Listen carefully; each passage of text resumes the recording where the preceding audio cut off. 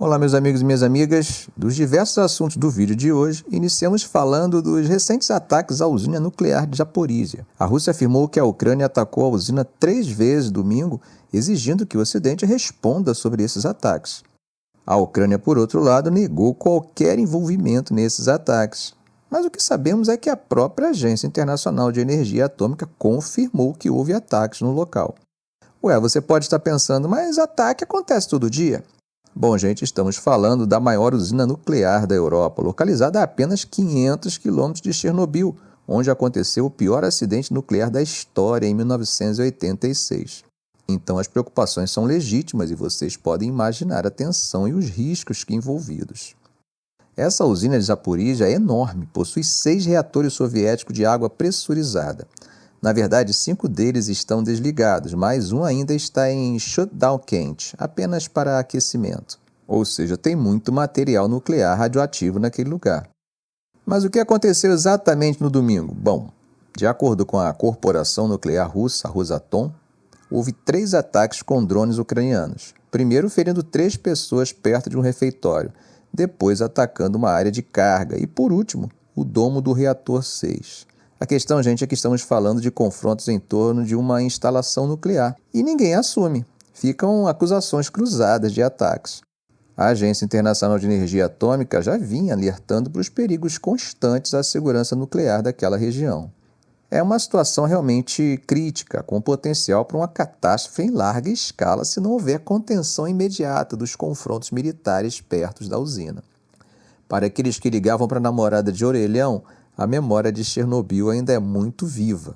E erros como esse são injustificáveis para quem conhece a história. Eu acho que já passou da hora de aprendermos com as tragédias do passado. Mas parece que não é só com esses ataques que a Rússia está preocupada. Eles estão incomodados com a presença militar dos Estados Unidos no Japão. Segundo o Kremlin, essa questão sempre foi um empecilho para que Moscou e Tóquio cheguem a um tratado de paz definitivo. E olha que estamos falando de uma intriga que vem desde o fim da Segunda Guerra Mundial. O primeiro-ministro japonês, Fumio Kishida, vai se encontrar com o presidente Biden nos Estados Unidos nessa semana, numa visita de Estado que não acontecia há 9 anos. A pauta é reforçar os laços de segurança e econômicos entre os dois países. Eles devem discutir cooperação em equipamentos de defesa e até uma possível atualização na estrutura de comando militar americano no Japão. E é aí nesse ponto que o Kremlin fica incomodado. Kishida, que anda pressionado internamente, vai ser recebido com toda a pompa nos Estados Unidos.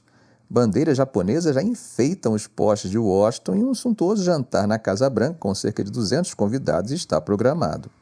E aí, na quinta-feira, ele se tornará apenas o segundo líder japonês a discursar em sessão conjunta do Congresso americano, isso depois de seu antecessor assassinado, Shinzo Abe, ter feito o mesmo em 2015.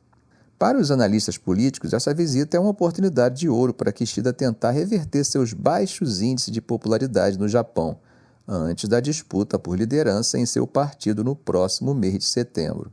Os Estados Unidos vão exaltar o Japão como aliado vital regional e global. E Kishida poderá se vangloriar pelas reformas de defesa que levaram o país mais longe do pacifismo do pós-guerra. Mas há uma nuvem pairando sobre o evento. A polêmica compra de 15 bilhões da siderúrgica americana US Steel pela japonesa Nippon Steel. Um negócio que, segundo alguns, está à beira da morte, depois de críticas do próprio Biden e de Donald Trump, seu rival nas eleições de novembro. Também paira uma preocupação japonesa de que, no eventual segundo mandato de Trump, ele possa buscar um acordo com a China potencialmente desestabilizador para a região, ou até retomar medidas protecionistas comerciais ou exigir mais dinheiro para a manutenção das forças americanas no Japão. Receios que alguns analistas e pessoas próximas ao ex-presidente consideram exagerados. O porta-voz russo Dmitry Peskov falou que essa aliança de fato de defesa entre Estados Unidos e Japão, com o poderio militar americano estacionado perto das fronteiras russas, sempre foi um empecilho para resolver o principal problema, fechar o Tratado de Paz. A Rússia, como sucessora da União Soviética, nunca assinou um tratado de paz que encerrasse formalmente as hostilidades com o Japão da Segunda Guerra. Aí tem aquela disputa territorial sobre as Ilhas Kurilas, que o Japão chama de Território do Norte. Em janeiro, o ex-presidente russo Medvedev disse que o Japão teria que abrir mão das ilhas se quisesse fechar o acordo de paz. Claro que a presença das tropas dos Estados Unidos no Japão torna qualquer tarefa de convencimento do Japão algo muito mais difícil para a Rússia.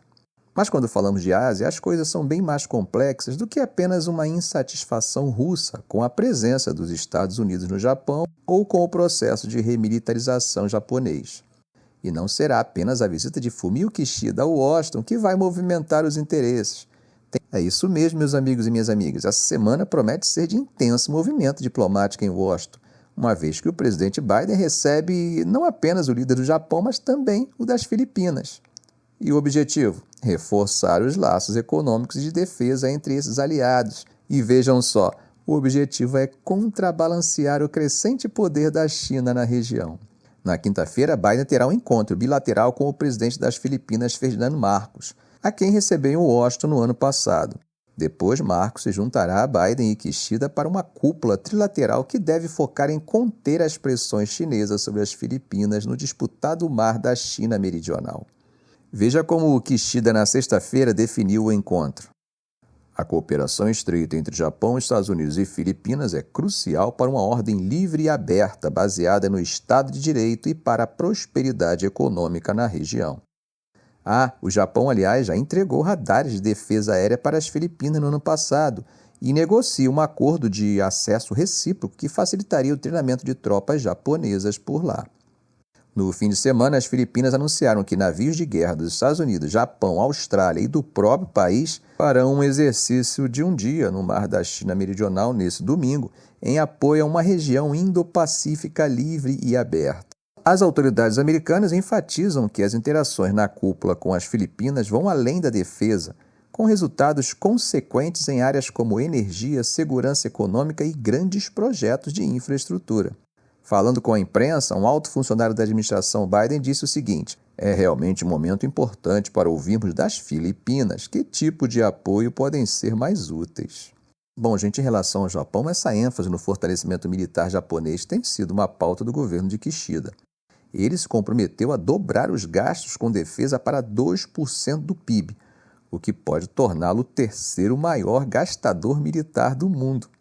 Lembremos que, apesar do crescimento baixo, o PIB japonês não é qualquer mixaria. Os planos incluem a aquisição de centenas de mísseis de cruzeiro capazes de atingir alvos a 1.000 quilômetros de distância. Veja como Tóquio parece que quer virar uma página de sua história que se iniciou após sua derrota na Segunda Guerra Mundial, que foi selada com as 2 bombas atômicas sobre Hiroshima e Nagasaki. Além disso, o Japão já se destaca como fornecedor de material bélico.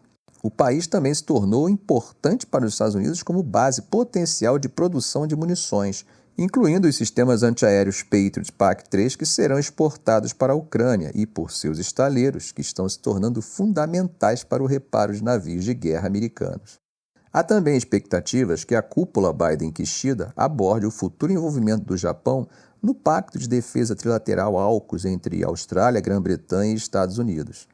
Mas as autoridades e especialistas dizem que ainda há obstáculos, dada a necessidade do Japão de introduzir melhores defesas cibernéticas e regras mais rígidas para a proteção de segredos.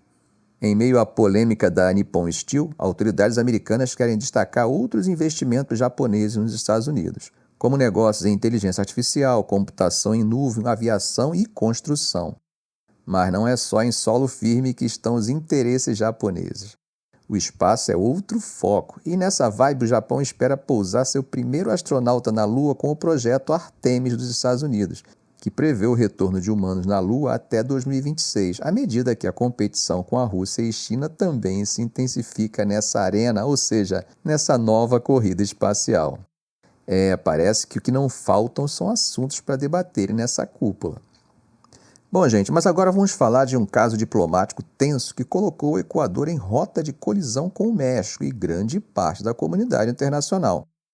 O assunto é sério e acaba unindo estados e governos das mais variadas ideologias políticas. Isso acontece pelo fato de que certas regras do jogo, cristalizadas e inquestionáveis, quando quebradas, acabam trazendo potenciais danos para todos os jogadores, mesmo que momentaneamente um deles tenha se beneficiado. Mas do que eu estou falando? Bom, tudo começou quando o jovem presidente equatoriano Daniel Noboa ordenou uma operação policial para invadir a embaixada mexicana em Quito e prender o ex-vice-presidente George Glass. Isso como parte da chamada guerra contra o crime que Noboa vem travando há 3 meses. Imagens mostraram policiais fortemente armados escalando os muros da embaixada. O diplomata mexicano Roberto Canseco foi derrubado no chão enquanto Glass, que buscou asilo naquela embaixada no fim do ano passado, era levado sob custódia. Canseco gritava indignado: "Isso não pode estar acontecendo, é loucura! Estou preocupado, eles podem matá-lo", é claro, referindo-se a George Glass. A reação foi praticamente imediata. O secretário-geral das Nações Unidas, Antônio Guterres, se manifestou alarmado com a violação da inviolabilidade diplomática, que, segundo ele, coloca em risco as relações internacionais normais. E vejam só, a Argentina do presidente Milei, que vinha colaborando com Noboa na guerra ao crime, exigiu total observância do direito internacional. O Uruguai, que, como sabemos, está sob o governo conservador de Lacalle Pou, também se manifestou lamentando profundamente o ataque. O presidente chileno, Gabriel Boric, foi mais um que condenou a ação, classificando como uma inaceitável infração à soberania mexicana. Você deve estar querendo saber se o Brasil se manifestou, né? Sim, o Itamaraty repudiou veementemente o que chamou de clara violação de convenções sobre asilo diplomático. Mas não podemos deixar de comentar que a situação de tensão entre Equador e México não começou ontem. O cerne da questão é a recente declaração da embaixadora mexicana no Equador como persona non grata. Isso é um termo bem sério na diplomacia que basicamente significa que a pessoa não é mais bem-vinda no país. A raiz do problema foi alguns comentários feitos pelo presidente do México sobre as eleições equatorianas de 2023. É importante a gente salientar que aqui nós estamos fazendo uma observação sobre o ponto de vista jurídico. E o ponto de vista jurídico deve ser considerado como as regras do jogo. A invasão da Embaixada do México em Quito pode ser enquadrada como violação das convenções internacionais, incluindo a Convenção de Viena sobre Relações Diplomáticas de 1961. Essa convenção estabelece a inviolabilidade das missões diplomáticas, garantindo que elas não podem ser invadidas ou sujeitas a qualquer forma de intrusão ou dano pelo Estado receptor, a não ser que é autorizado por ele. Isso, gente, sem falar na Convenção Americana sobre Asilo Diplomático de 1954.